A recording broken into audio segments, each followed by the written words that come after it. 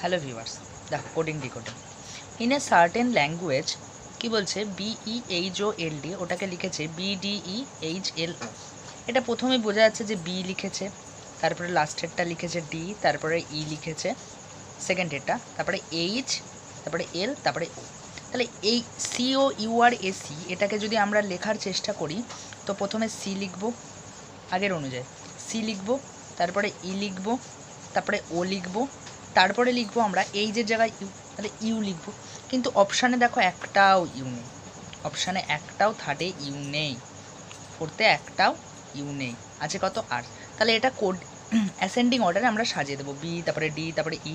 তাহলে এটাও সেরকম হবে, সি, তারপরে ই, তারপরে ও, সিইও, তারপরে আর, তারপরে আর এর পর কী হয় এস, তারপরে ইউ, CEORSU, CEORSU।